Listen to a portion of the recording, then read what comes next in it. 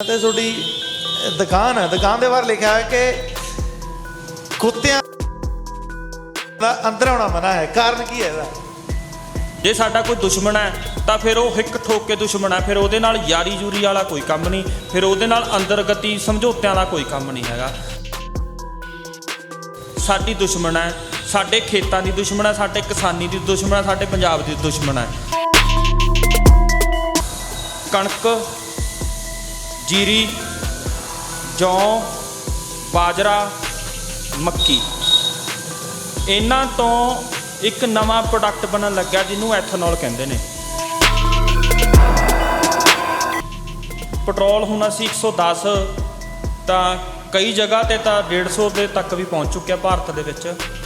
और एथनॉल का जिहड़ा बेस प्राइस हैगा plus GST, state GST and central GST 62 रुपये 49 पैसे रेट है।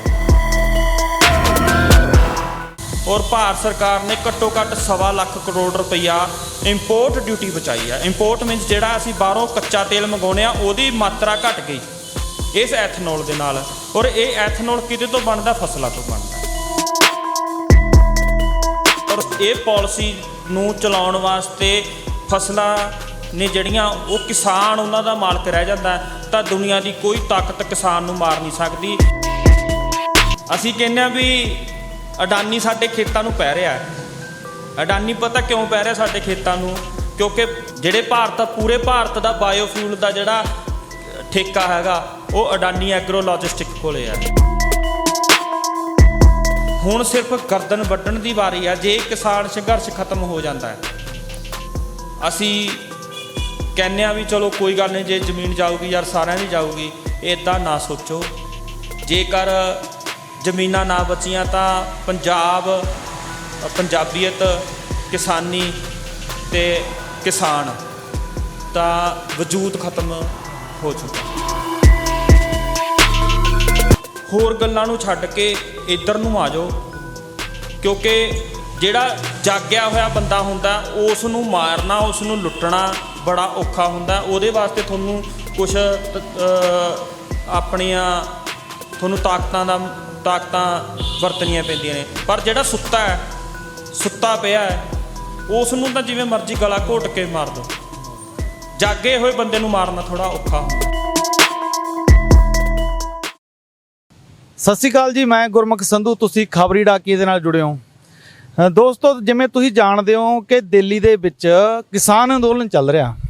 कहंदे ने कि इकट्ठ घट हो गया, पर अगर आपां दिल्ली दे विच माहौल जाके देखदे हां तां उही माहौल है जदों उरों किसान तुरे ने, हिक ते बैठे ने जाके दिल्ली दे, जां फिर सरकार दे कह लो, है ना। उन्ना ही रश है, पर कुछ क लोग अणजाण ने। उन्हां नूं लगदा है कि कोई फर्क ही नहीं पैंदा कि अगर अपने कोलों ਜ਼ਮੀਨਾਂ ਜਾਂਦੀਆਂ ਨੇ ਤਾਂ ਆਪਣਾ ਅੱਗੇ ਕੀ ਨੁਕਸਾਨ ਹੋਊਗਾ, ਅਗਰ ਜ਼ਮੀਨਾਂ ਆਪਣੇ ਕੋਲ ਰਹਿੰਦੀਆਂ ਨੇ ਤਾਂ ਆਪਣਾ ਫਾਇਦਾ ਕੀ ਹੋਊਗਾ। ਹੁਣ ਮੇਰੇ ਨਾਲ ਵੀਰ ਬੈਠੇ ਆ, ਬਿਰਕ ਸਾਹਿਬ ਬੈਠੇ ਨੇ ਮੇਰੇ ਨਾਲ। ਇਹਨਾਂ ਕੋਲ ਇੱਕ ਜੋੜ ਤੋੜ ਹੈ, ਜੋ ਪੰਜਾਬੀ ਦੇ ਵਿੱਚ ਮੈਂ ਜੋੜ ਤੋੜ ਕਿਹਾ। ਅਸਲੀ ਗੱਲ ਇਹ ਸਮਝਾਉਣਗੇ ਕਿ ਆਖਰ ਇਹਨਾਂ ਦੇ ਕੋਲੇ ਜਿਹੜਾ ਇਹ ਮੇਰੀ ਭਾਸ਼ਾ ਦੇ ਵਿੱਚ ਜੋੜ ਤੋੜ ਹੈ ਇਹਦੇ ਕੀ ਮਾਇਨੇ ਨੇ। ਪਰ ਇੰਨਾ ਜ਼ਰੂਰ ਹੈ ਕਿ ਤੁਸੀਂ ਜਦੋਂ ਇਹ ਸੁਣੋਗੇ ਤਾਂ ਤੁਸੀਂ ਦਿੱਲੀ ਧਰਨੇ ਤੇ ਜ਼ਰੂਰ ਪਹੁੰਚੋਗੇ, ਕਿਉਂਕਿ ਇਹਦੇ ਵਿੱਚ ਆਉਣ ਵਾਲਾ ਭਵਿੱਖ ਦਿਖ ਰਿਹਾ ਕਿ ਆਖਰ की होने वाला अगे। भाई सब तो पहला अपना नाम दस दो कि अपना नाम की है? मेरा नाम जी मदनजीत सिंह विरक है जी। विरक मेरी गोत है, मदनजीत सिंह मेरा नाम है। तो सनाम दा मैं जंपल हाँ, तो हुण पटियाले दे विच रह रहा पिछले 7-8 सालों तो। बाई होरां नाल गलबात करन दा मेरा असल दे विच कारण यह है, दिल्ली धरने ते जाके स्टेजां दे उप्परों कई बार बोले ने, कई बार किहड़े इन्हां ने अपने कागज़ हत्थ दे विच फड़े हुए ने, पेपर दिखाए ने, कई किसान आगूआं दे नाल मुलाकात कर चुके ने।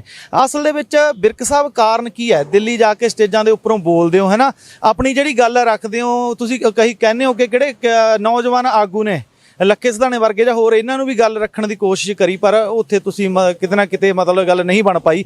ਤੇ ਹੈ ਕੀ ਆ ਪੂਰਾ? देखो जी, जिथे एक किसान मोर्चा, जिथे साडे हक्कां दी लड़ाई लड़न वास्ते असीं लड़ रहे हैं, संघर्ष कर रहे हैं, उत्थे ही ये किसान मोर्चा सानू होर भी सूझवान ते ज्ञानवान बना रहा है।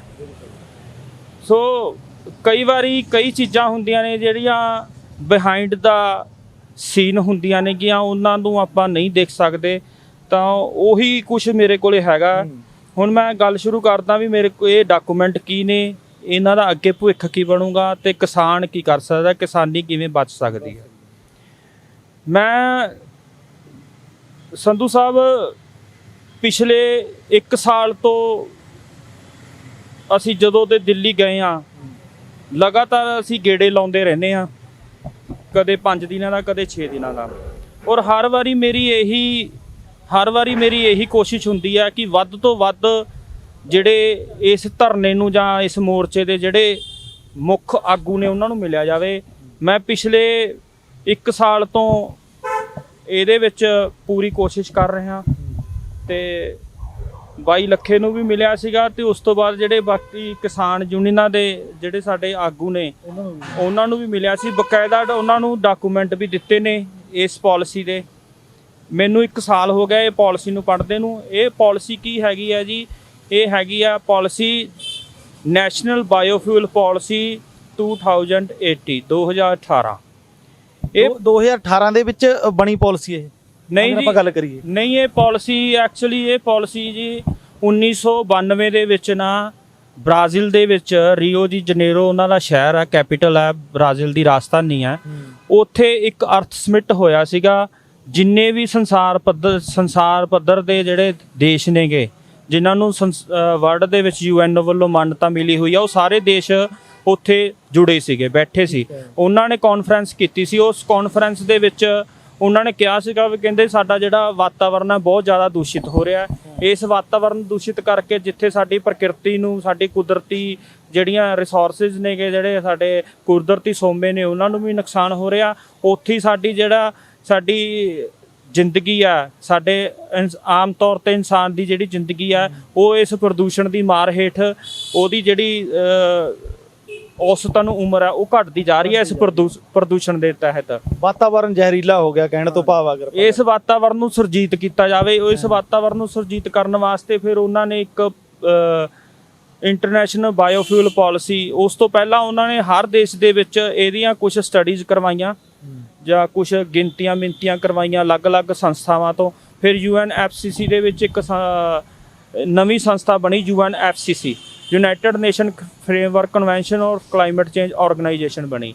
ਉਸ ਦੇ ਵਿੱਚ ਫਿਰ ਸਟੱਡੀਜ਼ ਦੇ ਵਿੱਚ ਨਿਕਲ ਕੇ ਆਇਆ ਵੀ ਜਿਹੜੇ ਸਾਡੇ ਜਿੱਥੇ ਅਸੀਂ ਜੰਗਲਾਂ ਨੂੰ ਵਧਾਉਣਾ ਇੱਕ ਪਾਸੇ, ਤਾਂ ਉਹਦੇ ਵਿੱਚ ਕਈ ਕੰਮ ਨੇਗੇ। ਜਿਵੇਂ ਇੱਕ ਤਾਂ ਆਰਗੈਨਿਕ ਖੇਤੀ ਵੱਲ ਸਾਰੇ ਸੰਸਾਰ ਨੂੰ ਧਕੇਲਿਆ ਜਾ ਰਿਹਾ ਵੀ ਤੁਸੀਂ ਆਰਗੈਨਿਕ ਖੇਤੀ ਕਰੋ।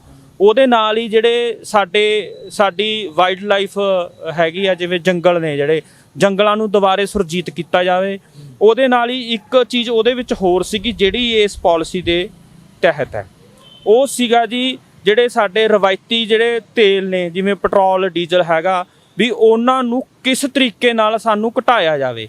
ਔਰ ਤੁਸੀਂ ਆਮ ਤੌਰ ਤੇ ਬਾਈ ਜੀ ਤੁਸੀਂ ਦੇਖਿਓ ਵੀ ਵਰਲਡ ਵਾਈਡ ਪੂਰੇ ਸੰਸਾਰ ਪੱਧਰ ਤੇ ਹੀ ਜਿਹੜਾ ਐਨਰਜੀ ਸੈਕਟਰ ਹੈ ਸਾਡਾ, ਜਿਹੜਾ ਊਰਜਾ ਜਾਂ ਸ਼ਕਤੀ ਦਾ ਜਿਹੜਾ ਏਰੀਆ ਹੈਗਾ, ਆਪਾਂ ਉਹਨੂੰ ਕਟੇਰੀਆ ਕਹਿ ਲਈਏ, ਉਹ ਚੇਂਜ ਹੋ ਰਿਹਾ ਹੈ, ਉਹ ਸ਼ਿਫਟ ਹੋ ਰਿਹਾ। ਜਿਵੇਂ ਕਿ ਇਲੈਕਟ੍ਰੋਨਿਕ ਵਹੀਕਲ ਆ ਗਏ, ਇਸ ਤਰ੍ਹਾਂ ਹੀ ਫਲੈਕਸ ਇੰਜਨ ਨੇ ਜਿਹੜੇ ਨਿਤਨ ਗਡਕਰੀ ਸਾਹਿਬ ਨੇ ਆਪਣੇ ਬਿਆਨ ਦੇ ਵਿੱਚ, ਜਾਂ ਉਹਨਾਂ ਨੇ ਫਟਕਾਰ ਵੀ ਲਾਈ ਆ ਸਾਰੀਆਂ ਭਾਰਤੀ ਆਟੋਮੋਬਾਈਲ ਕੰਪਨੀਆਂ ਜਾਂ ਇੰਟਰਨੈਸ਼ਨਲ ਆਟੋਮੋਬਾਈਲ ਕੰਪਨੀਆਂ ਨੂੰ, ਵੀ ਜੇ ਤੁਸੀਂ ਭਾਰਤ ਦੇ ਵਿੱਚ ਬਿਜ਼ਨਸ ਕਰਨਾ ਹੈ ਤਾਂ ਤੁਸੀਂ ਫਲੈਕਸ ਇੰਜਨ ਦਾ ਇਜਾਦ ਕਰੋ, ਫਲੈਕਸ ਇੰਜਨ ਨੂੰ ਤਰਜੀਹ ਦਿਓ। ਮੈਂ ਤੁਹਾਡੀ ਗੱਲ ਵਿੱਚ ਕੱਢਦਾ, ਫਲੈਕਸ ਇੰਜਨ ਆ ਕਿਹੜਾ, ਉਹ ਪੰਜਾਬੀ 'ਚ ਅਗਰ ਮੈਂ ਸਮਝਾਂ ਥੋੜ੍ਹਾ ਜਿਹਾ ਪੰਜਾਬੀ 'ਚ ਦੱਸੋ ਕਿ ਕੀ ਹੈ ਇਹ? ਫਲੈਕਸੀਬਿਲਿਟੀ ਦਾ ਮਤਲਬ ਹੁੰਦਾ ਜੀ ਜਿਹੜੀ ਚੀਜ਼ ਨੂੰ ਜਿੱਧਰ ਮਰਜ਼ੀ ਮੋੜ ਲਓ। ਜੇ ਤਾਂ ਉਹ ਐਥਨੋਲ ਪਾਈਏ ਤਾਂ ਐਥਨੋਲ ਤੇ ਵੀ ਚੱਲੇ, ਜੇ ਪੈਟਰੋਲ ਪਾਈਏ ਪੈਟਰੋਲ ਤੇ ਵੀ ਚੱਲੇ, ਜੇ ਡੀਜ਼ਲ ਪਾਈਏ ਤਾਂ ਡੀਜ਼ਲ ਤੇ ਵੀ ਚੱਲੇ, 100% ਡੀਜ਼ਲ ਤੇ ਵੀ ਚੱਲੇ, ਜੇ ਬਾਇਓ ਡੀਜ਼ਲ ਪਾਈਏ ਤਾਂ ਬਾਇਓ ਡੀਜ਼ਲ ਤੇ ਵੀ ਚੱਲੇ। ਇਹ ਆ ਜੀ ਫਲੈਕਸ ਇੰਜਨ ਦੀ ਪਰਿਭਾਸ਼ਾ। ਅੱਛਾ, ਵੀ ਠੀਕ ਹੈ, ਚਲ ਤੁਸੀਂ ਗੱਲ ਪੂਰੀ ਕਰੋ ਪਹਿਲਾਂ। ਇਹ ਜੀ ਮੇਰੇ ਕੋਲੇ ਕੁਝ ਡਾਕੂਮੈਂਟ ਨੇ ਜਿਹੜੇ ਭਾਰਤ ਸਰਕਾਰ ਦੇ ਗਜ਼ਟਡ ਡਾਕੂਮੈਂਟ ਨੇ, ਨੋਟੀਫਾਈਡ ਡਾਕੂਮੈਂਟ ਨੇ। ਇਹ ਮੇਰੇ ਕੋਲੇ ਨੈਸ਼ਨਲ ਬਾਇਓਫਿਊਲ ਪਾਲਿਸੀ 2018 ਹੈ। ਇਹ ਪਾਲਿਸੀ ਦੇ ਤਹਿਤ 11 ਰਾਜ ਨੇ ਜਿਹੜੇ ਪੰਜਾਬ, ਹਰਿਆਣਾ, ਉੱਤਰ ਪ੍ਰਦੇਸ਼, ਮਹਾਰਾਸ਼ਟਰਾ, ਮੱਧ ਪ੍ਰਦੇਸ਼, ਕਰਨਾਟਕਾ, ਛੱਤੀਸਗੜ੍ਹ, ਉੜੀਸਾ, ਗੁਜਰਾਤ, 11 ਸਟੇਟਾਂ ਨੇਗੀਆਂ। 11 ਸਟੇਟਾਂ ਨੂੰ ਚਿੰਨ੍ਹ ਲਾਇਆ ਗਿਆ ਵੀ ਇਹਨਾਂ ਦੇ ਵਿੱਚ ਜਿਹੜੀ ਖੇਤੀ ਆ ਬੜੀ ਸੁਖਾਲੀ ਹੋ ਸਕਦੀ ਆ। ਸੁਖਾਲੀ ਮੀਨਸ ਇੱਥੇ ਜ਼ਮੀਨ ਤਿਆਰ ਹੈ ਖੇਤੀ ਕਰਨ ਵਾਸਤੇ। ਔਰ ਇਹਦੇ ਤੋਂ ਬਾਇਓਫਿਊਲ ਪਾਲਿਸੀ ਦੇ ਤਹਿਤ ਜਿੰਨੇ ਵੀ ਸਾਡੀ ਇੱਕ ਤਾਂ ਸਾਡੀ ਕਮਰਸ਼ੀਅਲ ਕ੍ਰੌਪ ਗੰਨਾ, ਇੱਕ ਜਿਹੜੇ ਸਾਡੀਆਂ 7 ਅਨਾਜ ਨੇ ਕਣਕ, ਜੀਰੀ, ਜੌਂ, ਬਾਜਰਾ, ਮੱਕੀ, ਇਹਨਾਂ ਤੋਂ ਇੱਕ ਨਵਾਂ ਪ੍ਰੋਡਕਟ ਬਣਨ ਲੱਗਾ ਜਿਹਨੂੰ ਐਥਨੋਲ ਕਹਿੰਦੇ ਨੇ। ਐਥਨੋਲ ਦਾ ਹੁਣ ਕੰਮ ਕੀ ਹੈ? ਐਥਨੋਲ ਇਸ ਟਾਈਮ ਪੂਰੇ ਭਾਰਤ ਦਾ ਜਿਹੜਾ ਟੋਟਲ ਪੈਟਰੋਲ ਹੈਗਾ ਉਹਦੇ ਵਿੱਚ 2018 ਦੇ ਮੇਰੇ ਕੋਲੇ MNRE ਦੇ ਅੰਕੜੇ ਨੇ, ਮਿਨਿਸਟਰੀ ਆਫ ਨਿਊ ਰਿਨਿਊਬਲ ਐਨਰਜੀਜ਼, ਜਿਹੜੀ એનર્ਜੀ ਨੂੰ ਦੁਬਾਰੇ ਰਿਨਿਊਬਲ ਕੀਤਾ ਜਾ ਸਕਦਾ, ਦੁਬਾਰੇ ਬਣਾਈ ਜਾ ਸਕਦੀ ਆ, ਉਸ ਇਹਦੇ ਵਾਸਤੇ ਮਿਨਿਸਟਰੀ ਵੀ ਅਲੱਗਾ ਬਣੀ ਹੈਗੀ।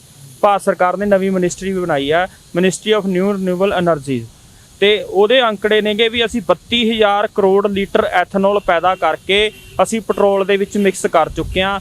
ਔਰ ਭਾਰਤ ਸਰਕਾਰ ਨੇ ਘੱਟੋ ਘੱਟ 1.25 ਲੱਖ ਕਰੋੜ ਰੁਪਈਆ ਇੰਪੋਰਟ ਡਿਊਟੀ ਬਚਾਈ ਆ। ਇੰਪੋਰਟ ਮੀਨਸ ਜਿਹੜਾ ਅਸੀਂ ਬਾਹਰੋਂ ਕੱਚਾ ਤੇਲ ਮੰਗਾਉਂਦੇ ਆ ਉਹਦੀ ਮਾਤਰਾ ਘਟ ਗਈ ਇਸ ਐਥਨੋਲ ਦੇ ਨਾਲ।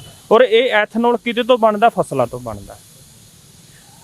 ਲੇਟੈਸਟ ਜਿਹੜਾ ਹੁਣ ਸਾਡੇ ਜਿਹੜਾ ਅਸੀਂ ਆਮ ਤੌਰ ਤੇ ਤੇਲ ਪਵਾਉਂਦੇ ਆ, ਹਾਈ ਸਪੀਡ ਪੈਟਰੋਲ ਨੂੰ ਛੱਡ ਕੇ ਜਿਹੜਾ ਕਿਸੇ ਵੀ ਕੰਪਨੀ ਦਾ ਤੇਲ ਪਵਾਉਂਦੇ ਆ, ਉਹ ਸਾਰਾ ਐਥਨੋਲ ਬਲੈਂਡਡ ਤੇਲ ਹੈਗਾ। ਇਸ ਟਾਈਮ ਉਹਦੀ ਮਾਤਰਾ ਪੈਟਰੋਲ ਦੇ ਵਿੱਚ 10% ਹੈ, ਜਾਣੀ ਕਿ 1 ਲੀਟਰ ਦੇ ਵਿੱਚ 90 ਮਿਲੀਲੀਟਰ ਤਾਂ ਹੈਗਾ ਜੀ ਪੈਟਰੋਲ, ਓਰੀਜਨਲ ਪੈਟਰੋਲ, ਤੇ 10% ਉਹਦੇ ਵਿੱਚ ਐਥਨੋਲ ਬਲੈਂਡ ਹੋਇਆ ਮਿਕਸ ਹੋਇਆ। ਹੁਣ ਜਿਹੜਾ ਤੇਲ ਅਸੀਂ ਪਵਾ ਰਹੇ ਹਾਂ ਐਥਨੋਲ ਬਲੈਂਡਡ ਤੇਲ ਹੈ। ਔਰ ਗੰਨੇ ਤੋਂ ਬਣਦਾ ਇਹ। ਗੰਨੇ ਤੋਂ ਪਹਿਲਾਂ ਚੀਨੀ ਬਣਦੀ ਹੈ, ਚੀਨੀ ਤੋਂ ਬਾਅਦ ਇਹ ਮੋਲਾਈਸਿਸ ਨਿਕਲਦਾ ਜਿਹੜਾ ਜਿਹਨੂੰ ਸ਼ੀਰਾ ਕਹਿੰਦੇ ਆ, ਸ਼ੀਰੇ ਤੋਂ ਫਿਰ ਐਥਨੋਲ ਬਣਦਾ। ਇਹ ਹੁਣ ਵੀ ਬਣ ਰਿਹਾ, ਆਪਾਂ ਹੁਣ ਵੀ ਇਸ ਦੀ ਵਰਤੋਂ ਕਰ ਰਹੇ ਹਾਂ। ਤੇ ਬਾਈ ਅਗਰ ਮੈਂ ਗੱਲ ਕਰਾਂ ਵੀ ਇਹ ਅੱਗੇ ਵਧਣ ਤੋਂ ਪਹਿਲਾਂ ਕਿਹੜਾ ਇਹ ਬਣ ਰਿਹਾ, ਕੋਈ ਪੰਜਾਬ ਦੇ ਵਿੱਚ ਵੀ ਇਸ ਦਾ ਲੱਗਿਆ ਕੋਈ ਪਲਾਂਟ ਵੀ ਪੰਜਾਬ ਦੇ ਵਿੱਚ ਵੀ ਬਣ ਰਿਹਾ, ਜਾਂ ਫਿਰ ਭਾਰਤ ਦੇ ਵਿੱਚ ਕਿੱਥੇ ਕਿੱਥੇ ਤਿਆਰ ਹੋ ਰਿਹਾ ਹੈ? ਮੈਂ ਤੁਹਾਨੂੰ ਜੀ ਬਕਾਇਦਾ ਉਹਦੇ ਜਿਹੜੀ ਪਾਲਿਸੀ ਦੇ ਤਹਿਤ ਹੈ ਉਹ ਦੱਸ ਦਿੰਦਾ ਜੀ।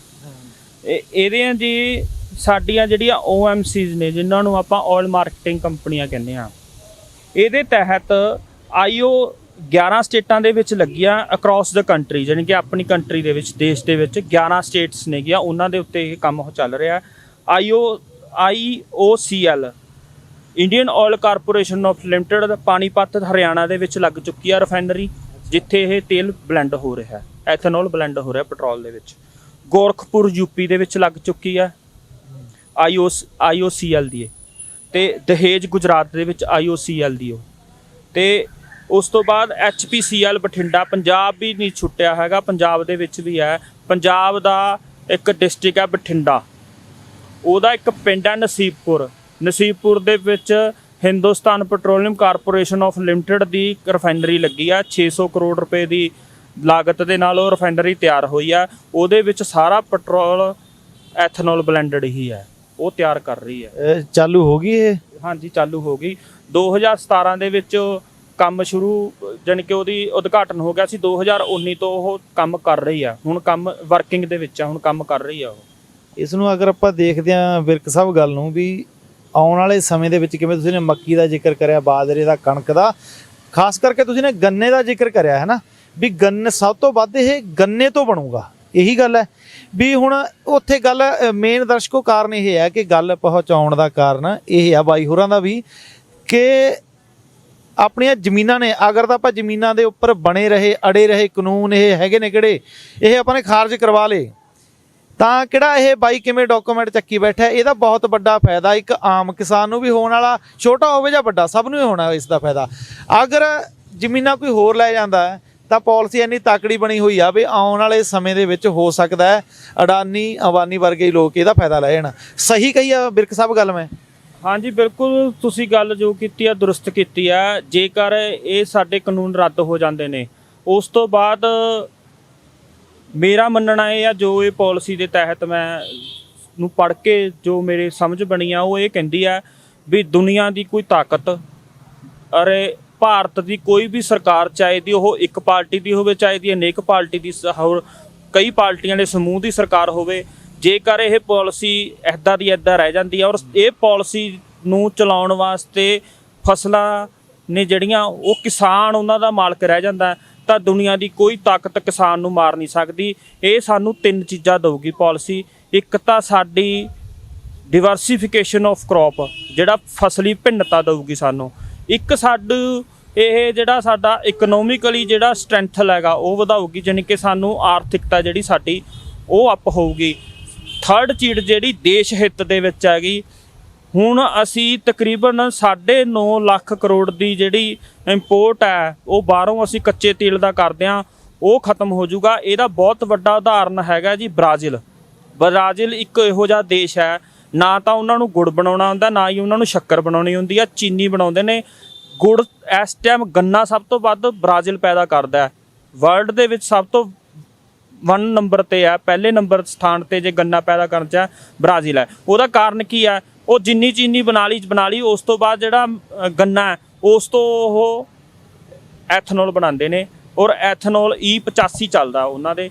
ਮੋਰ ਓਵਰ ਜਿੰਨੇ ਵੀ ਉਹਨਾਂ ਦੇ ਵਹੀਕਲ ਨੇ ਫਲੈਕਸ ਇੰਜਨ ਨੇ, ਕਿਉਂਕਿ ਮੇਰੀਆਂ ਸਟੇਜ ਦੇ ਉੱਤੇ ਜਿਹੜੀਆਂ ਬੋਲੀਆਂ ਹੋਈਆਂ ਨੇਗੀਆਂ, ਸਪੀਚਿਸ ਨੇਗੀਆਂ, ਉਹ YouTube ਤੇ ਪੈਣ ਕਰਕੇ ਬਾਹਰ ਦੇ ਜਿਹੜੇ ਸਾਡੇ ਪੰਜਾਬੀ ਭਰਾ ਨੇ ਜਿਹੜੇ ਇਸ ਸੰਘਰਸ਼ ਦੇ ਨਾਲ ਜੁੜੇ ਹੋਏ ਨੇ, ਉਹਨਾਂ ਦੇ ਬਕਾਇਦਾ ਫੋਨ ਵੀ ਆਉਂਦੇ ਨੇ। ਤੇ 27 ਤਰੀਕ ਨੂੰ ਮੈਨੂੰ ਇੱਕ ਅਮਰੀਕਾ ਤੋਂ ਸਾਡੇ ਭਾਈ ਸਾਹਿਬ ਸੀਗੇ, ਪੰਜਾਬ ਦੇ ਨੇ ਜੰਪਲ, ਉਹ ਪਰ ਰਹਿੰਦੇ ਅਮਰੀਕਾ ਨੇ, ਸਿਟੀਜ਼ਨ ਨੇ ਅਮਰੀਕਾ ਦੇ, ਤੇ ਉਹ ਸੰਘਰਸ਼ ਦੇ ਵਿੱਚ ਆਪਣਾ ਜਿਹੜਾ ਯੋਗਦਾਨ ਆ ਉਹ ਪਾਉਣ ਆਏ ਸੀਗੇ। ਤੇ ਜਦੋਂ ਮੇਰੀ ਸਪੀਚ ਉਹਨਾਂ ਨੇ ਸੁਣੀ 27 ਤਰੀਕ ਨੂੰ, ਜਿੱਦਣ ਭਾਰਤ ਬੰਦ ਸੀਗਾ, ਤਾਂ ਬੈਕ ਔਨ ਸਟੇਜ ਮੈਨੂੰ ਆ ਕੇ ਮਿਲੇ। ਕਹਿੰਦੇ ਭਾਜੀ ਤੁਸੀਂ ਜੋ ਗੱਲ ਕਰ ਰਹੇ ਹੋ ਬਿਲਕੁਲ ਸਹੀ ਕਰ ਰਹੇ ਹੋ। ਕਹਿੰਦੇ ਮੇਰਾ ਖੁਦ ਦਾ ਬਿਜ਼ਨਸ ਹੈ, ਮੈਂ ਕਹਿੰਦੇ ਖੁਦ ਇਹ ਅਮਰੀਕਾ ਦੇ ਵਿੱਚ ਬਿਜ਼ਨਸ ਰਨ ਕਰਦਾ। ਸਾਡੀ ਨਵਾਰਸਾ ਸਟੇਟ ਹੈ, ਨਵਾਰਸਾ ਸਟੇਟ ਦੇ ਵਿੱਚ ਅਸੀਂ ਸਾਰਾ ਇਹ ਸਵੀਟ ਕੌਰਨ ਤੋਂ ਬਣਾ ਰਹੇ, ਮੱਕੀ ਤੋਂ ਬਣਾਉਂਦੇ ਹਾਂ। ਔਰ ਇੱਕ ਮੈਨੂੰ ਹੋਰ ਉੱਥੇ ਵੀਰ ਮਿਲਿਆ ਸੀਗਾ, ਉਹਨਾਂ ਦੇ ਟਰੱਕ ਨੇ ਟੈਂਕੀਆਂ, ਜਿਨ੍ਹਾਂ ਨੂੰ ਆਪਾਂ ਕਹਿੰਦੇ ਵੀ ਟੈਂਕੀਆਂ ਵਾਲੇ ਟਰੱਕ ਨੇਗੇ, ਉਹਨਾਂ ਦੇ ਰਾਜਪੁਰੇ ਦੇ ਸੀਗੇ ਉਹ ਕਹਿੰਦੇ ਬਾਈ ਜੀ, ਕਹਿੰਦੇ ਅਸੀਂ ਗੰਨਾ ਮਿੱਲਾਂ ਦੇ ਵਿੱਚ ਜਾਂਦੇ ਹਾਂ, ਅਸੀਂ ਉੱਥੋਂ ਸਾਨੂੰ ਪਤਾ ਨਹੀਂ ਉਹ ਕੀ ਭਰ ਕੇ ਦਿੰਦੇ ਨੇਗੇ, ਨਾ ਉਹਦੀ ਖੁਸ਼ਬੂ, ਨਾ ਉਹਦੀ ਬਦਬੂ ਹੈ, ਨਾ ਉਹਦਾ ਰੰਗ ਹੈ, ਪਾਣੀ ਜਿਹਾ ਹੁੰਦਾ, ਉਹ ਸਾਨੂੰ ਪਾ ਕੇ ਦੇ ਦਿੰਦੇ ਨੇ। ਤੇ ਕਹਿੰਦੇ ਅਸੀਂ ਇਹ ਰਿਫਾਈਨਰੀਆਂ ਦੇ ਵਿੱਚ ਲੈ ਕੇ ਜਾਂਦੇ ਹਾਂ, OMCs ਜਿਹੜੀਆਂ ਰਿਫਾਈਨਰੀਆਂ ਨੇਗੀਆਂ, ਆਇਲ ਮਾਰਕੀਟਿੰਗ ਕੰਪਨੀ ਦਾ ਜਿਹੜੀਆਂ ਰਿਫਾਈਨਰੀਆਂ ਨੇ, ਵੀ ਉਹ ਪਤਾ ਨਹੀਂ ਉਹ ਪਾਣੀ ਜਿਹਦਾ ਕੀ ਕਰਦੇ ਨੇ। ਮੈਂ ਫਿਰ ਉਹਨਾਂ ਨੂੰ ਦੱਸਿਆ, ਮੈਂ ਕਿਹਾ ਬਾਈ ਜੀ ਉਹ ਪਾਣੀ ਨਹੀਂ ਹੈਗਾ, ਉਹ ਐਥਨੋਲ ਹੈ। ਔਰ ਆਹੇ ਵਗਾਹੇ ਸਾਡੇ ਜਿਹੜੇ ਕਿਸਾਨ ਨੇ, ਚਾਹੇ ਉਹ ਪੜ੍ਹੇ ਲਿਖੇ ਨੇ ਚਾਹੇ ਅਨਪੜ੍ਹ ਨੇ, ਮੈਂ ਕਦੇ ਨਹੀਂ, ਮੈਂ ਕਿਸੇ ਨੂੰ ਅਨਪੜ੍ਹ ਨਹੀਂ ਸਮਝਦਾ, ਕਿਸੇ ਨੂੰ ਪੜ੍ਹਿਆ ਲਿਖਿਆ ਨਹੀਂ ਸਮਝਦਾ। ਦੇਖੋ ਜੋ ਗੱਲ ਬੜੀ ਸਪਸ਼ਟਤਾ ਨਾਲ, ਸ਼ੁੱਧਤਾ ਨਾਲ ਸਮਝਾਉਂਦਾ, ਮੈਂ ਉਹਨੂੰ ਪੜ੍ਹਿਆ ਲਿਖਿਆ ਸਮਝਦਾ। ਤੇ ਕਿਸਾਨ ਸਾਡੇ ਆਮ ਤੌਰ 'ਤੇ ਸਟੇਜਾਂ 'ਤੇ ਤੁਸੀਂ ਸੁਣਿਆ ਹੋਊਗਾ ਵੀ ਸਾਡੇ ਕੋਲੇ ਕਰੋਨਾ ਦੀ ਦਵਾਈ ਹੈ। ਮੈਂ ਡੈਫੀਨੇਟਲੀ ਸ਼ੋਰ ਕਹਿੰਦਾ ਵੀ ਸਾਡੇ ਕੋਲੇ ਕਰੋਨਾ ਦੀ ਦਵਾਈ ਹੈ। ਕਰੋਨਾ ਕਾਲ ਦੇ ਵਿੱਚ ਸਭ ਤੋਂ ਵੱਧ ਸੈਨੀਟਾਈਜ਼ਰ ਦਾ ਯੂਜ਼ ਹੋਇਆ, ਉਪਭੋਗਤਾ ਜਿਹੜੀ ਸਭ ਤੋਂ ਵੱਧ ਸੈਨੀਟਾਈਜ਼ਰ ਦੀ ਸੀ। ਅਗਲਾ ਕਹਿੰਦਾ ਸੀ ਸਾਨੂੰ ਰੋਟੀ ਖਾਣ ਨੂੰ ਮਿਲੇ ਨਾ ਮਿਲੇ, ਸੈਨੀਟਾਈਜ਼ਰ ਜ਼ਰੂਰ ਮਿਲੇ। ਔਰ ਸੈਨੀਟਾਈਜ਼ਰ ਦੇ ਵਿੱਚ ਗੁਰਮੁਖ ਬਾਈ ਜੀ ਇਹ 75% ਇਕੱਲਾ ਐਥਨੋਲ ਹੀ ਹੈ, ਜਿਹੜਾ ਗੰਨੇ ਤੋਂ ਤਿਆਰ ਹੁੰਦਾ। ਐਥਨੋਲ ਦਾ ਹੋਰ ਰਾ ਮਟੀਰੀਅਲ ਕੋਈ ਨਹੀਂ ਹੈਗਾ, ਸਫਾਏ ਬਜਾਏ ਫਸਲਾਂ ਤੋਂ, ਜਿੰਨੀਆਂ ਵੀ ਫਸਲਾਂ ਨੇ। ਇੱਕ ਮੈਂ ਤੁਹਾਨੂੰ ਇੱਕ ਹੋਰ ਚੀਜ਼ ਦਿਖਾਉਣਾ, ਇਹ ਤਾਂ ਅਲੱਗ-ਅਲੱਗ ਡਾਕੂਮੈਂਟ ਨੇ, ਜਿਵੇਂ ਨੀਤੀ ਆਯੋਗ ਦੇ ਡਾਕੂਮੈਂਟ ਨੇ, MNR ਦੀਆਂ ਰਿਪੋਰਟਾਂ ਨੇਗੀਆਂ, ਇੱਕ Indian council of research and relation economics relation ਦੀ ਹੈਗੀ ਇਹ ਮੇਰੇ ਕੋਲੇ। ਤੇ ਇੱਕ ਹੋਰ ਚੀਜ਼ ਮੈਂ ਇਹ ਵੀ ਜ਼ਰੂਰ ਦੇਖਣਾ ਚਾਹੂੰਗਾ, ਕਿਵੇਂ ਤੁਸੀਂ ਮੈਨੂੰ ਆਪ ਦਾ ਕੈਮਰਾ ਦਿਖਾ ਰਹੇ ਸੀ, ਇਹਦੇ ਵਿੱਚ ਇੱਕ ਤੁਸੀਂ ਨੇ ਨਾ ਮੈਨੂੰ ਫੋਟੋ ਦਿਖਾਈ ਸੀ ਮੋਟਰਸਾਈਕਲ ਦੀ, ਮੈਂ ਇਹ ਵੀ ਦਰਸ਼ਕਾਂ ਨੂੰ ਜ਼ਰੂਰ ਦਿਖਾਉਣੀ ਚਾਹੂੰਗਾ। ਇਹ ਬਾਈ ਹੋਰਾਂ ਨੇ ਮੈਨੂੰ ਇੱਕ ਬਾਈਕ ਦੀ ਫੋਟੋ ਦਿਖਾਈ ਆ। ਬਾਈ ਕਹਿੰਦਾ ਵੀ ਇਹ ਪੂਨੇ ਦੇ ਵਿੱਚ ਚੱਲ ਰਹੇ ਨੇ ਆਲਰੇਡੀ। ਇਹ ਉੱਥੇ ਇਹਨਾਂ ਦੇ ਕਿਵੇਂ ਆਪਾਂ ਅਗਰ ਗੱਲ ਕਰੀਏ ਕਿ ਪੈਟਰੋਲ ਪੰਪ ਹੀ ਕਹਾਂਗੇ, ਕਿ ਪੈਟਰੋਲ ਪੰਪ ਲੱਗ ਚੁੱਕੇ ਨੇ, ਪੰਪ ਕਹਿ ਲਓ ਚਾਹੇ, ਵੀ ਉੱਥੇ ਸਟੇਸ਼ਨ ਇਹਨਾਂ ਦੇ ਲੱਗ ਚੁੱਕੇ ਨੇ। ਇਹ ਭਰਿਆ ਜਾ ਰਿਹਾ ਇਹਨਾਂ ਮੋਟਰਸਾਈਕਲਾਂ ਦੇ ਵਿੱਚ। ਤੇ ਅਗਰ ਆਪਾਂ ਗੱਲ ਕਰੀਏ ਕਿੰਨੇ ਕੁ ਦਾ ਮੋਟਰਸਾਈਕਲ ਆ ਬਾਈ ਇਹ ਵੀਰ ਜੀ, ਜਿਹੜਾ ਆਮ ਤੌਰ ਤੇ ਅਪਾਚੇ ਆਉਂਦਾ ਸਾਡਾ ਪੈਟਰੋਲ ਵਾਲਾ, ਉਹਦੇ ਤੋਂ ਸਿਰਫ 20 ਜਾਂ 30,000 ਰੁਪਏ ਦੀ ਇਹਦੀ ਫ੍ਰਿਕਸ਼ਨ ਹੈਗੀ, ਜੇ 20-30,000 ਰੁਪਏ ਮਹਿੰਗਾ ਹੈ ਇਹ। ਤੇ ਇਹ ਫਿਰ ਸਸਤਾ ਕਿੰਨਾ ਕੁ ਪਊਗਾ ਆਪਾਂ ਨੂੰ? ਐਥਨੋਲ ਦਾ ਜਿਹੜਾ ਪੈਟਰੋਲ ਹੁਣ ਅਸੀਂ 110, ਤਾਂ ਕਈ ਜਗ੍ਹਾ ਤੇ ਤਾਂ 150 ਦੇ ਤੱਕ ਵੀ ਪਹੁੰਚ ਚੁੱਕਿਆ ਭਾਰਤ ਦੇ ਵਿੱਚ। ਔਰ ਐਥਨੋਲ ਦਾ ਜਿਹੜਾ ਬੇਸ ਪ੍ਰਾਈਸ ਹੈਗਾ plus GST, state GST and central GST, 62 ਰੁਪਏ 49 ਪੈਸੇ ਰੇਟ ਹੈ ਜੀ। ਇਹ ਪਾਲਿਸੀ ਦੇ ਵਿੱਚ ਦਿੱਤਾ ਹੋਇਆ। ਆ ਰਿਪੋਰਟ ਉਸੇ ਦੀ ਹੋਇਆ ਜੀ। ਅੱਛਾ, ਅਗਰ ਫਿਰ ਕਿਸਾਨ ਤੋਂ ਹੈ ਨਾ ਗੰਨਾ ਜਾਂ ਫਿਰ ਕੋਈ ਹੋਰ ਫਸਲ ਲੈਂਦੇ ਨੇ, ਸਰਕਾਰ ਖਰੀਦੂਗੀ ਅਗਰ ਰਿਸਰਚ ਕਰਿਆ ਹੋਵੇ ਤੁਸੀਂ ਨੇ, ਜਾਂ ਫਿਰ ਫੈਕਟਰੀਆਂ ਖਰੀਦਣਗੀਆਂ, ਕਿਵੇਂ ਹੋਊਗਾ ਇਹ? ਇਹਦੇ ਪਿੱਛੇ ਜੀ ਇੱਕ ਹੋਰ ਹਾਸੋਹੀਣੀ ਗੱਲ ਹੈ ਜਿਹੜੀ ਬੜੇ ਅਸੀਂ ਕਹਿੰਦੇ ਆ ਵੀ ਅਡਾਨੀ ਸਾਡੇ ਖੇਤਾਂ ਨੂੰ ਪੈ ਰਿਹਾ ਹੈ। ਅਡਾਨੀ ਪਤਾ ਕਿਉਂ ਪੈ ਰਿਹਾ ਸਾਡੇ ਖੇਤਾਂ ਨੂੰ? ਕਿਉਂਕਿ ਜਿੰਨਾ ਭਾਰਤ ਦਾ ਬਾਇਓਫਿਊਲ ਦਾ ਜਿਹੜਾ ਵੀ ਠੇਕਾ ਹੈਗਾ, ਜੋ ਵੀ ਬਾਇਓਫਿਊਲ ਬਣਨਾ ਹੈ, ਉਹ ਇੱਕ ਕੰਪਨੀ ਆ, ਉਹਦਾ ਨਾਮ ਨਾ ਭੁੱਲਿਓ ਕਦੇ ਵੀ ਜ਼ਿੰਦਗੀ 'ਚ। ਉਹਦਾ ਨਾਮ ਹੈਗਾ ਜੀ ਅਡਾਨੀ ਐਗਰੋ ਲੌਜਿਸਟਿਕ। ਅੱਛਾ, ਹਾਂਜੀ, ਜਿਹੜੇ ਪੂਰੇ ਭਾਰਤ ਦਾ ਬਾਇਓਫਿਊਲ ਦਾ ਜਿਹੜਾ ਠੇਕਾ ਹੈਗਾ ਉਹ ਅਡਾਨੀ ਐਗਰੋ ਲੌਜਿਸਟਿਕ ਕੋਲੇ ਹੈ। ਅੱਛਾ, ਇਹਦੇ ਉੱਪਰ ਵੀ ਅਡਾਨੀ ਦੀ ਕਬਜ਼ਾ, ਇਹਦੇ ਉੱਪਰ ਵੀ? ਬਿਲਕੁਲ ਬਿਲਕੁਲ ਜੀ। ਮੁੰਦਰਾ ਪੋਰਟ ਤੁਸੀਂ ਜਾਓਗੇ ਨਾ, ਤੁਸੀਂ ਗੁਜਰਾਤ ਮੁੰਦਰਾ ਪੋਰਟ ਦੇ ਉੱਤੇ ਇੱਕ ਨਾ ਸਾਡਾ ਪੰਜਾਬੀ ਭਰਾ ਹੈਗਾ, ਉਹ ਅਡਾਨੀ ਦੀ ਕੰਪਨੀ ਦੇ ਵਿੱਚ ਕੰਮ ਕਰਦਾ, ਬਹੁਤ ਵੱਡੇ ਆਪਾਂ ਕਹਿ ਲਈਏ ਵੀ ਲੈਵਲ ਦੇ ਉੱਤੇ ਆ, ਆਫੀਸਰ ਰੈਂਕ ਦੇ ਵਿੱਚ ਹੈਗਾ ਉਹ। ਉਹਨਾਂ ਨਾਲ ਮੈਨੂੰ ਫੋਨ ਆਇਆ, ਲੁਧਿਆਣੇ ਤੋਂ ਆ ਮੁੰਡਾ, ਉਹ ਮੈਨੂੰ ਮਿਲ ਕੇ ਵੀ ਗਿਆ ਸੀ ਇੱਥੇ ਪਟਿਆਲੇ ਆ ਕੇ। ਕਹਿੰਦਾ ਭਾਜੀ ਤੁਸੀਂ ਗੱਲ ਜੋ ਕਰ ਰਹੇ ਹੋ 100% ਸਹੀ ਆ। ਕਹਿੰਦਾ ਸਾਡੇ ਇੱਥੇ ਬਾਇਓਫਿਊਲ ਦੇ ਪੰਪ ਲੱਗ ਚੁੱਕੇ ਨੇ ਮੁੰਦਰਾ ਪੋਰਟ ਦੇ ਉੱਤੇ। ਕਹਿੰਦਾ 55-56 ਪੰਪ ਨੇ, ਔਰ ਨਾਗਪੁਰ ਮਹਾਰਾਸ਼ਟਰ ਦੇ ਵਿੱਚ ਨਾਗਪੁਰ ਹੈਗਾ, ਨਾਗਪੁਰ ਦੇ ਵਿੱਚ 450 ਬੱਸ ਹੈ ਜਿਹੜੀ ਬੱਸ ਅੱਡੇ ਤੋਂ ਚੱਲਦੀ ਹੈ, ਉਹ ਬੇਸ ਔਨ ਇਹੀ ਬਾਇਓਫਿਊਲ ਪਾਲਿਸੀ ਦੇ ਤਹਿਤ ਚੱਲਦੀ ਹੈ। ਉਹਦੀ ਮੈਂ ਫੋਟੋ ਦਿਖਾਉਣਾ ਤੁਹਾਨੂੰ। ਤੇ ਹੁਣ ਕਿਵੇਂ ਗੱਲ ਸਮਝਣ ਵਾਲੀ ਹੈ ਕਿ ਬਾਈ ਹੋਰਾਂ ਨੇ ਕਿਵੇਂ ਦੱਸਿਆ ਕਿ ਇਹ ਵੀ ਸਾਰਾ ਜਿਹੜਾ ਵੀ ਅਡਾਨੀ ਦੇ ਹੱਥ 'ਚ ਹੀ ਹੈ ਇਹ ਸਾਰਾ, ਜਿਹੜਾ ਆਉਣ ਵਾਲੇ ਸਮੇਂ ਦੇ ਵਿੱਚ ਇਹ ਜ਼ਮੀਨਾਂ ਕਿਉਂ ਖੋਹੀਆਂ ਜਾ ਰਹੀਆਂ ਨੇ, ਮੇਨ ਕਾਰਨ ਇਹ ਹੈ। ਪਹਿਲਾਂ ਤੁਸੀਂ ਇਹ ਦੇਖ ਲਓ। ਤੇ ਇਹ ਵੈਸੇ ਕੀ ਆ ਬਾਈ ਜੀ, ਐਂ ਦੱਸੋ ਪੜ੍ਹਿਆ ਤੁਸੀਂ? ਇਹ ਜੀ ਆਫੀਸ਼ੀਅਲੀ ਮੈਮੋਰੈਂਡਮ ਹੈ ਜੀ ਫੂਡ ਸਿਕਿਉਰਿਟੀ ਆਪਣੀ FCI ਨੂੰ ਜੀ, food corporation of limited, food corporation of India ਨੂੰ। ਕੀ ਲਿਖਦੇ ਨੇ ਇਹਦੇ ਵਿੱਚ? ਇਹਦੇ ਵਿੱਚ ਕੀ ਲਿਖਿਆ ਜੀ? Supply of surplus rice with FCI for ਦਾ ਪ੍ਰੋਡਕਸ਼ਨ ਆਫ ਐਥਨੋਲ ਰਿਕੋਗਨਾਈਜ਼ਡ। ਵੀ ਜਿਹੜਾ ਸਰਪਲਸ ਰਾਈਸ ਹੈ, ਸਰਪਲਸ ਰਾਈਸ ਮੀਨ ਜਿਹੜਾ ਸਾਡੇ ਕੋਲੇ ਵਾਧੂ ਚੌਲ ਹੈ, ਉਹਨੂੰ ਤੁਸੀਂ ਪਹਿਲਾਂ ਜਿਵੇਂ ਖਰਾਬ ਚੌਲ ਨੂੰ ਤੁਸੀਂ ਸਮੁੰਦਰ ਦੇ ਵਿੱਚ ਡੇਗ ਦਿੰਦੇ ਸੀਗੇ, ਅੱਜ ਤੋਂ ਬਾਅਦ ਉਹ ਨਹੀਂ ਕਰੋਗੇ। ਉਹਦਾ ਜਿਹੜਾ ਸਰਕਾਰ ਨੇ ਰੇਟ ਤੈਅ ਕਰਤਾ ਵੀ FCI ਨੂੰ ਬਾਇਓਫਿਊਲ ਵਾਸਤੇ ਜਿਹੜਾ ਤੇਲ ਚਾਹੀਦਾ FCI ਤੋਂ ਖਰੀਦਣਾ, ਜਾਂ ਕਿਸੇ ਵੀ ਕੰਪਨੀ ਨੇ ਖਰੀਦਣਾ, ਜਿਵੇਂ OMCs ਨੇ ਖਰੀਦਣਾ, ਆਇਲ ਮਾਰਕੀਟਿੰਗ ਕੰਪਨੀਆਂ ਨੇ ਐਥਨੋਲ ਤਿਆਰ ਕਰਨਾ, ਤਾਂ ਉਹਦੇ ਵਾਸਤੇ 2250 ਰੁਪਏ ਰੇਟ ਆ। ਪੁਰਾਣੇ ਤੋਂ ਪੁਰਾਣਾ ਚੌਲ ਦਿੱਤਾ ਜਾਊਗਾ। ਨਾਲੇ ਇਹ ਵੀ ਕੰਡੀਸ਼ਨ ਹੈ, ਇਹ ਨਹੀਂ ਹੈ ਵੀ ਜਿੰਨਾ ਪੁਰਾਣਾ ਚੌਲ ਹੋਊਗਾ ਉਹਦੇ 'ਚੋਂ ਐਥਨੋਲ ਓਨਾ ਹੀ ਵਧੀਆ ਬਣੂਗਾ। ਔਰ ਚੌਲ ਪੂਰਾ ਨਹੀਂ, ਕਿਣਕੀ ਜਿਹਨੂੰ ਆਪਾਂ ਕਹਿੰਦੇ ਵੀ ਜਿਹੜੀ ਕਿਸੇ ਕੰਮ ਨਹੀਂ ਆਉਂਦੀ, ਕਿਣਕੀ ਟੁੱਟ ਜਾਂਦਾ ਜਿਹੜਾ ਚੌਲ, ਜਿਹਨੂੰ ਆਪਾਂ ਚੌਲ ਨੂੰ ਛਡਾਉਂਦੇ ਆ, ਚੌਲ ਨੂੰ ਛਡਾਉਣ ਤੋਂ ਬਾਅਦ ਕਿਣਕੀ ਰਹਿ ਜਾਂਦੀ ਆ, ਉਹ ਕਿਣਕੀ ਦਾ ਯੂਜ਼ ਨਹੀਂ ਸਾਡੇ ਆਮ ਤੌਰ ਤੇ ਕਿਤੇ ਵੀ ਆਉਂਦਾ, ਪਰ ਉਹਦਾ ਯੂਜ਼ ਹੁਣ ਸਾਡੇ ਮੋਟਰਸਾਈਕਲ ਸਕੂਟਰ ਚਲਾਉਣ ਦੇ ਵਿੱਚ ਆਊਗਾ। ਵੀ ਹੁਣ ਸਹੀ ਤਰ੍ਹਾਂ ਨਾਲ ਅਗਰ ਆਪਾਂ ਗੱਲ ਕਰੀਏ ਕਿ ਜਿਹੜਾ ਕਿਸਾਨ ਆ ਉਹਦੀ ਜ਼ਮੀਨ ਦਾ ਮੁੱਲ ਅੱਗੇ ਪਊਗਾ, ਅਗਰ ਆਪਾਂ ਗੱਲ ਕਰੀਏ ਤੇ ਇੱਥੇ ਜੀ ਇਹ ਜਿੱਥੇ ਇਨਸਾਨ ਨੂੰ ਜਿੰਦਾ ਰਹਿਣ ਵਾਸਤੇ ਰੋਟੀ ਜ਼ਰੂਰੀ ਆ, ਉੱਦਾਂ ਹੀ ਪੈਟਰੋਲ ਪੰਪ ਆਪਣੇ ਮੋਟਰਸਾਈਕਲ, ਮੋਟਰ ਗੱਡੀਆਂ, ਕਾਰਾਂ ਨੂੰ ਚਲਾਉਣ ਵਾਸਤੇ ਪੈਟਰੋਲ ਪੰਪ ਤੋਂ ਤੇਲ ਪਾਉਣਾ ਬਹੁਤ ਜ਼ਰੂਰੀ ਹੈ। ਤੇ ਜੇ ਹੁਣ ਇਹ ਤੇਲ ਕਿਸਾਨ ਦੀ ਫਸਲ ਤੋਂ ਤਿਆਰ ਹੋ ਕੇ ਪਵੇ, ਇੱਕ ਤਾਂ ਦੇਸ਼ ਦਾ ਫਾਇਦਾ, ਇੱਕ ਕਿਸਾਨ ਦਾ ਫਾਇਦਾ ਤੇ ਹੈਗਾ ਹੀ ਹੈਗਾ। ਅੱਛਾ, ਲੱਗ ਕੀ ਰਿਹਾ ਵੀ ਇਹ ਹੁਣ ਪਾਲਿਸੀ ਦੇ ਉੱਪਰ ਕੰਮ ਹੋ ਰਿਹਾ ਜ਼ੋਰਾਂ ਸ਼ੋਰਾਂ ਦੇ ਨਾਲ, ਹੈ ਨਾ?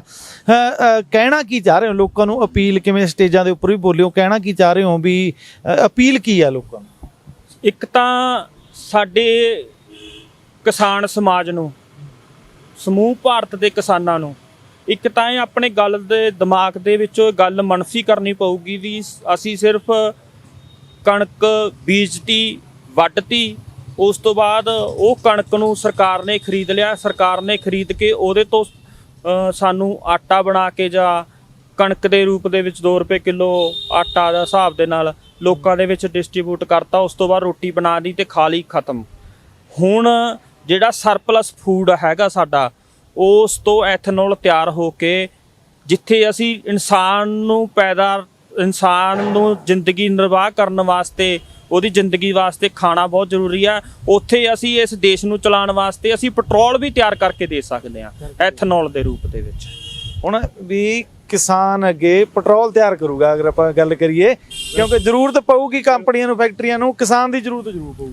ਅਸੀਂ ਜੀ ਅਸਲ ਦੇ ਵਿੱਚ ਨਾ ਮੈਂ ਕਈ ਲੀਡਰਾਂ ਨੂੰ, ਸਾਡੇ ਕਿਸਾਨ ਲੀਡਰਾਂ ਨੂੰ ਜਾਂ ਆਮ ਤੌਰ ਤੇ ਕਈ ਬੁੱਧੀਜੀਵੀਆਂ ਨੂੰ ਮੈਂ ਬੋਲਦੇ ਜਾਂ ਪੜ੍ਹਦੇ ਜਾਂ ਸੁਣਿਆ ਲਿਖਦੇ ਸੁਣਿਆ ਵੀ ਇਹਨਾਂ ਦਾ ਕਾਨੂੰਨਾਂ ਦੇ ਪਿੱਛੇ WTO ਹੈਗਾ।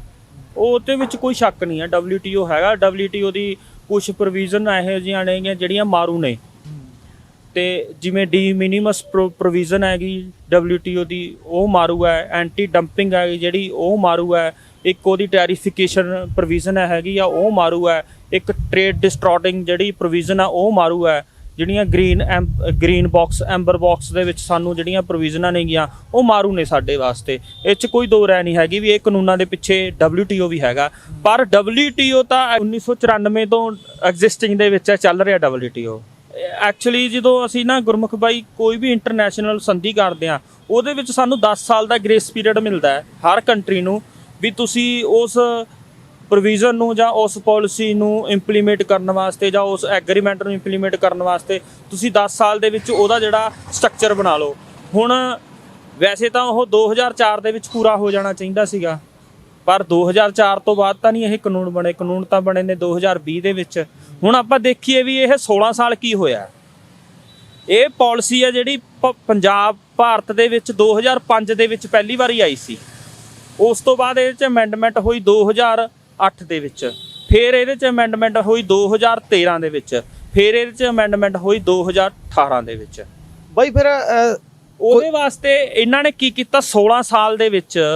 ਸਾਡੀ ਭਾਰਤ ਸਰਕਾਰ ਨੇ, ਚਾਹੇ ਦੀ ਉਹ ਕਿਸੇ ਵੀ ਸਰਕਾਰ, ਕੋਈ ਵੀ ਗੌਰਮੈਂਟ ਰਹੀ ਹੋਵੇ, ਚਾਹੇ ਦੀ ਮੋਦੀ ਗੌਰਮੈਂਟ ਰਹੀ ਹੋਵੇ, ਚਾਹੇ ਦੀ ਉਹ ਕਾਂਗਰਸ ਦੀ ਗੌਰਮੈਂਟ ਰਹੀ ਹੋਵੇ, ਉਹਨਾਂ ਨੇ ਕੀ ਕੀਤਾ 16 ਸਾਲ ਦੇ ਵਿੱਚ ਇਸ ਪਾਲਿਸੀ ਨੂੰ ਇੰਪਲੀਮੈਂਟ ਕਰਨ ਵਾਸਤੇ, ਜਿਵੇਂ ਕਿ ਜਿਹੜੀਆਂ ਸਾਡੀਆਂ ਗੰਨਾ ਮਿੱਲਾਂ ਸੀ ਉਹਨਾਂ ਨੂੰ ਉન્નਤ ਕੀਤਾ ਐਥਨੋਲ ਬਣਾਉਣ ਵਾਸਤੇ, ਜਾਂ ਜਿਹੜੀਆਂ ਰਿਫਾਈਨਰੀਆਂ ਸੀਗੀਆਂ ਉਹਨਾਂ ਵਾਸਤੇ ਜਿਹੜੀ ਟੈਕਨੋਲੋਜੀ ਲੈ ਕੇ ਆਣੀ ਸੀ ਭਾਰਤ ਦੇ ਵਿੱਚ ਖਰੀਦ ਕੇ ਜਾਂ ਲਾਉਣੇ ਸੀ ਪਲਾਂਟ, ਕਿਉਂਕਿ ਭਾਰਤ ਬਹੁਤ ਵੱਡਾ ਦੇਸ਼ ਹੈ।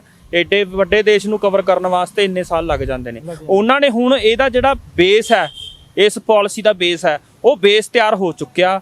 ਹੁਣ ਸਿਰਫ ਗਰਦਨ ਵੱਢਣ ਦੀ ਵਾਰੀ ਆ। ਜੇ ਕਿਸਾਨ ਸੰਘਰਸ਼ ਖਤਮ ਹੋ ਜਾਂਦਾ ਹੈ, ਅਸੀਂ ਕਹਿੰਦੇ ਆ ਵੀ ਚਲੋ ਕੋਈ ਗੱਲ ਨਹੀਂ, ਜੇ ਜ਼ਮੀਨ ਜਾਊਗੀ ਯਾਰ ਸਾਰਿਆਂ ਦੀ ਜਾਊਗੀ, ਇੱਦਾਂ ਨਾ ਸੋਚੋ।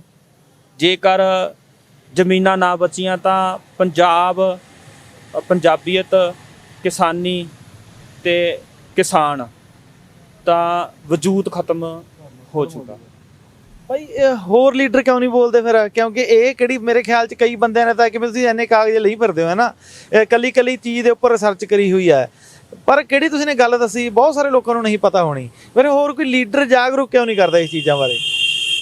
ਇਹ ਗੁਰਮੁਖ ਬਾਈ ਜੀ, ਕਈ ਵਾਰੀ ਨਾ ਕਈ ਚੀਜ਼ਾਂ ਬਿਹਾਈਂਡ ਦਾ ਸੀਨ ਹੋ ਜਾਂਦੀਆਂ ਨੇ, ਪਿੱਛੇ ਦੇ ਪਰਦੇ ਦੇ ਪਿੱਛੇ ਲੁਕ ਜਾਂਦੀਆਂ ਨੇਗੀਆਂ, ਜਾਂ ਕਈ ਵਾਰੀ ਆਪਾਂ ਇਹਨਾਂ ਚੀਜ਼ਾਂ ਤੇ ਵਿਸ਼ਵਾਸ ਨਹੀਂ। ਮੈਂ ਐਕਚੁਅਲੀ ਜਦੋਂ ਇਹ ਪੜ੍ਹਨਾ ਸ਼ੁਰੂ ਕੀਤਾ ਸੀ, ਵਿਸ਼ਵਾਸ ਮੈਨੂੰ ਵੀ ਨਹੀਂ ਸੀ ਹੋਇਆ, ਮੈਂ ਝੂਠ ਨਹੀਂ ਬੋਲਦਾ, ਵਿਸ਼ਵਾਸ ਮੈਨੂੰ ਵੀ ਨਹੀਂ ਸੀ ਹੋਇਆ ਵੀ ਇਹ ਗੰਨੇ ਤੋਂ ਵੀ ਪੈਟਰੋਲ ਬਣ ਸਕਦਾ। ਪਰ ਮੇਰੇ ਇੱਕ ਦਿਮਾਗ ਦੇ ਵਿੱਚ ਨਾ ਮੈਂ ਆਮ ਤੌਰ ਤੇ ਅਸੀਂ ਜਦੋਂ ਪੜ੍ਹਦੇ ਹੁੰਦੇ ਸੀਗੇ, ਸਕੂਲਾਂ ਦੇ ਵਿੱਚ ਪੜ੍ਹਿਆ ਹੋਇਆ ਸੀਗਾ ਵੀ ਸ਼ਰਾਬ ਤੋਂ ਕਈ ਵਾਰੀ ਅੱਗ ਲੱਗ ਜਾਂਦੀ ਹੈ ਸ਼ਰਾਬ ਨੂੰ, ਤਾਂ ਜੇ ਸ਼ਰਾਬ ਨੂੰ ਅੱਗ ਲੱਗ ਸਕਦੀ ਹੈ ਤਾਂ ਉਹ ਸ਼ਰਾਬ ਦੇ ਨਾਲ ਪੈਟਰੋਲ ਵੀ ਚੱਲ ਸਕਦਾ, ਮੋਟਰਸਾਈਕਲ ਵੀ ਚੱਲ ਸਕਦਾ, ਕਿਉਂਕਿ ਮੋਟਰਸਾਈਕਲ ਦੇ ਵਿੱਚ ਵੀ ਅੱਗ ਲੱਗਦੀ ਹੈ ਤਾਂ ਪਿਸਟਨ ਕੰਮ ਕਰਦਾ, ਐਨਰਜੀ ਜਨਰੇਟ ਹੁੰਦੀ ਹੈ ਤਾਂ ਪਿਸਟਨ ਕੰਮ ਕਰਦਾ। ਸੋ ਇਹ ਸੀਗਾ ਵੀ ਮੈਨੂੰ ਵੀ ਪਹਿਲਾਂ ਅੱਤ ਕਥਨੀ ਜੀ ਲੱਗਦੀ ਸੀ। ਫਿਰ ਮੈਂ ਜਦੋਂ ਇਹ ਡਾਕੂਮੈਂਟ ਕੱਢੇ, ਕੁਛ ਡਾਕੂਮੈਂਟ ਮੈਂ RTI ਪਵਾ ਕੇ ਮੰਗਾਏ, ਕੁਛ ਡਾਕੂਮੈਂਟ ਡਾਊਨਲੋਡ ਕਰ ਲਏ, ਫਿਰ ਇਹਨਾਂ ਨੂੰ ਪੜ੍ਹਨਾ ਸ਼ੁਰੂ ਕੀਤਾ, ਫਿਰ ਅੱਖਾਂ ਖੁੱਲੀਆਂ ਸਮਾਰ ਕੇ ਫਿਰ ਹੁਣ ਲੋਕਾਂ ਨੂੰ ਸਮਝਾਉਣ ਦੀ ਕੋਸ਼ਿਸ਼ ਕਰ ਰਿਹਾ ਵੀ ਜਾਗਰੂਕ ਹੋ ਜਾਓ ਭਾਈ, ਅੱਗੇ ਪੈਸਿਆਂ ਦੀ ਬਰਸਾਤ ਹੋਣ ਵਾਲੀ ਆ। ਅਗਰ ਜ਼ਮੀਨਾਂ ਬਚ ਗਈਆਂ, ਨਹੀਂ ਤਾਂ ਫਿਰ ਇਹ ਕੋਈ ਕਿਹੜਾ ਇਸ ਚੀਜ਼ ਦੇ, ਇਸ ਪਾਲਿਸੀ ਦਾ ਲਾਹਾ ਕੋਈ ਹੋਰ ਲੈ ਸਕਦਾ। ਸ਼ਾਇਦ ਆਪਾਂ ਸੁਣਦੇ ਆ ਵੀ ਕੱਚੇ ਤੇਲ ਦੇ ਜਿਹੜੇ ਸ਼ੇਖ ਨੇ, ਜਿਹੜੇ ਸ਼ੇਖ ਦੁਨੀਆ ਦੇ ਵਿੱਚ ਸਭ ਤੋਂ ਵੱਧ ਅਮੀਰ ਨੇ, ਕਿਉਂ ਨੇ? ਕੱਚੇ ਤੇਲ ਕਰਕੇ। ਨਾਸਾ ਕਹਿ ਚੁੱਕਿਆ ਵੀ 2051 ਤੋਂ ਬਾਅਦ ਤੁਹਾਡੇ ਕੋਲੇ ਕੱਚਾ ਤੇਲ ਖਤਮ ਹੋ ਜਾਊਗਾ। ਫਿਰ ਉਹਦਾ ਅਲਟਰਨੇਟ ਕੀ ਹੈ? ਉਹਦਾ ਅਲਟਰਨੇਟ ਇਹੀ। ਅੱਛਾ, ਜਿਵੇਂ ਮੈਂ ਬਿਰਕ ਸਾਹਿਬ ਦੇਖਿਆ ਕਿ ਤੁਸੀਂ ਕਾਫੀ ਆਪਾਂ ਨਾ ਜਾਣ ਪਹਿਚਾਣ ਵੀ ਤੁਹਾਡੇ ਨਾਲ ਆਪਣੀ ਤਕਰੀਬਨ ਅਗਰ ਕਹੀਏ ਕਿ ਬਚਪਨ ਤੋਂ ਹੀ ਆ, ਤੇ ਇੱਕ ਚੀਜ਼ ਮੈਂ ਦੇਖਿਆ ਤੁਹਾਡੇ ਕੋਲ, ਮੈਂ ਆਇਆ ਹੈ ਨਾ ਕਾਫੀ ਟਾਈਮ ਮਗਰੋਂ ਮਿਲਿਆ, ਤੇ ਤੁਹਾਡੀ ਦੁਕਾਨ ਹੈ, ਦੁਕਾਨ ਦੇ ਬਾਹਰ ਲਿਖਿਆ ਹੈ ਕਿ ਕੁੱਤਿਆਂ ਦਾ ਅੰਦਰ ਆਉਣਾ ਮਨਾ ਹੈ। ਕਾਰਨ ਕੀ ਹੈ ਇਹਦਾ? ਮੇਰਾ ਜੀ ਦੇਖੋ ਮੰਨਣਾ, ਜਾਂ ਮੇਰੀ ਸੋਚ ਕਹਿ ਲਓ, ਜਾਂ ਮੇਰਾ ਮੰਨਣਾ ਕਹਿ ਲਓ, ਜਾਂ ਸਾਨੂੰ ਅਸੀਂ ਉਸ ਕੌਮ ਦੇ ਵਾਰਸ ਹਾਂ ਵੀ ਜਦੋਂ ਸਾਡਾ ਕੋਈ ਦੁਸ਼ਮਣ ਹੈ ਤਾਂ ਫਿਰ ਹਿੱਕ ਠੋਕ ਕੇ ਦੁਸ਼ਮਣ ਹੈ।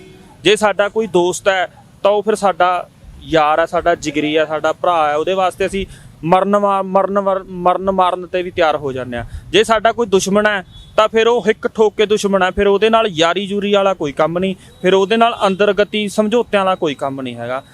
ਸਾਡੀ ਦੁਸ਼ਮਣ ਹੈ, ਸਾਡੇ ਖੇਤਾਂ ਦੀ ਦੁਸ਼ਮਣ ਹੈ, ਸਾਡੇ ਕਿਸਾਨੀ ਦੀ ਦੁਸ਼ਮਣ ਹੈ, ਸਾਡੇ ਪੰਜਾਬ ਦੀ ਦੁਸ਼ਮਣ ਹੈ। ਤਾਂ ਫਿਰ ਉਹਦੇ ਨਾਲ ਫਿਰ ਦੁਸ਼ਮਣੀ ਜੇ ਨਿਭਾਉਣੀ ਆ, ਫਿਰ ਉਹ ਦਿਖਣੀ ਵੀ ਚਾਹੀਦੀ ਹੈ ਵੀ ਇਹ ਦੁਸ਼ਮਣ ਹੈਗਾ ਸਾਡਾ। ਇਸੇ ਕਰਕੇ ਬਾਈ ਹੋਰਾਂ ਨੇ ਲਿਖਿਆ ਹੋਇਆ ਕਿ ਕੁੱਤਿਆਂ ਦਾ ਅੰਦਰ ਆਉਣਾ ਮਨਾ ਹੈ। ਤਾਂ ਵਿਰਕ ਸਾਹਿਬ ਜਾਂਦੇ ਜਾਂਦੇ ਕੋਈ ਸੁਨੇਹਾ, ਕੋਈ ਸੁਨੇਹਾ ਜੀ ਮੇਰੀ ਤਾਂ ਗੁਜ਼ਾਰਿਸ਼ ਹੀ ਹੈ ਸਮੂਹ ਸੰਸਾਰ ਭਰ ਦੇ ਵਿੱਚ ਵੱਸਦੇ ਪੰਜਾਬੀਆਂ ਨੂੰ ਵੀ ਵੱਧ ਤੋਂ ਵੱਧ ਇਸ ਮੋਰਚੇ ਦਾ ਤੁਸੀਂ ਕਰ ਵੀ ਰਹੇ ਹੋ, ਹਮਾਇਤ ਕਰ ਵੀ ਰਹੇ ਹੋ, ਹੋਰ ਵੀ ਇਸ ਦੀ ਹਮਾਇਤ ਕਰੋ।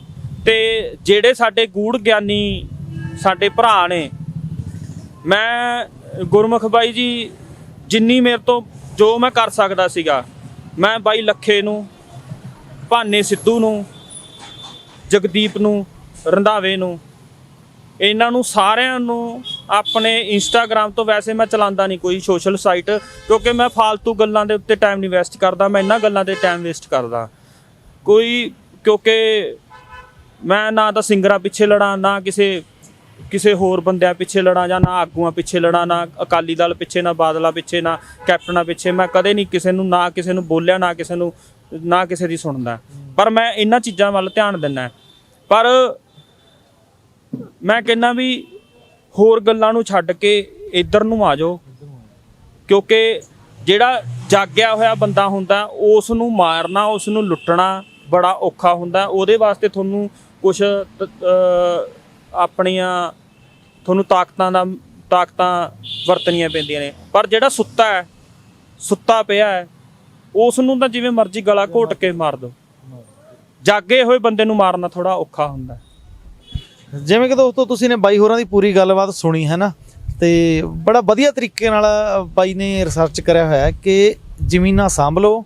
ਆਉਣ ਵਾਲੇ ਸਮੇਂ ਦੇ ਵਿੱਚ ਇਹ ਜਿਹੜੀ ਪਾਲਿਸੀ ਬਣੀ ਆ, ਇਸ ਦੇ ਤਹਿਤ ਕਿਵੇਂ ਬਾਈ ਨੇ ਕਿਹਾ ਕਿ ਸ਼ੇਖਾਂ ਵਾਂਗੂ ਪੈਸਾ ਡਿੱਗੂਗਾ, ਕਿਵੇਂ ਉਹਨਾਂ ਕੋਲੇ ਤੇਲ ਜਾਂ ਪੈਟਰੋਲ ਹੈ ਨਾ, ਕਹਿੰਦੇ ਨੇ ਕੱਚਾ ਮਾਲ ਉੱਧਰੋਂ ਲੈਂਦੇ ਨੇ, ਉਹਨਾਂ ਕੋਲੇ ਪੈਸਾ ਆਉਂਦਾ। ਇਸੇ ਤਰ੍ਹਾਂ ਕਿਸਾਨ ਹੈ ਜਿਹੜਾ ਮਾਲੋ ਮਾਲ ਹੋ ਸਕਦਾ, ਪਰ ਸ਼ਰਤ ਉਹੀ ਫੇਰ ਗੱਲ ਆ ਗਈ ਇੰਨੀ ਹੈ ਕਿ ਉਦੋਂ ਤੱਕ ਜ਼ਮੀਨਾਂ ਤੁਹਾਡੇ ਕੋਲੇ ਬਚਣ। ਤਾਂ ਦੋਸਤੋ ਅਗਰ ਇਹ ਵੀਡੀਓ ਤੁਸੀਂ ਫੇਸਬੁੱਕ ਤੇ ਦੇਖ ਰਹੇ ਹੋ ਤਾਂ ਆਪਣੇ ਪੇਜ ਨੂੰ ਫੋਲੋ ਜ਼ਰੂਰ ਕਰ ਲਿਓ। ਅਗਰ ਤੁਸੀਂ ਇਹ ਵੀਡੀਓ YouTube ਦੇ ਉੱਪਰ ਦੇਖ ਰਹੇ ਹੋ ਤਾਂ ਅਗਰ ਚੈਨਲ ਸਬਸਕ੍ਰਾਈਬ ਨਹੀਂ ਕਰਿਆ, ਚੈਨਲ ਨੂੰ ਸਬਸਕ੍ਰਾਈਬ ਕਰ ਲਿਓ ਤੇ ਵੀਡੀਓ ਨੂੰ ਸ਼ੇਅਰ ਜ਼ਰੂਰ ਕਰ ਦਿਓ। ਧੰਨਵਾਦ, ਰੱਬ ਰੱਖਾ।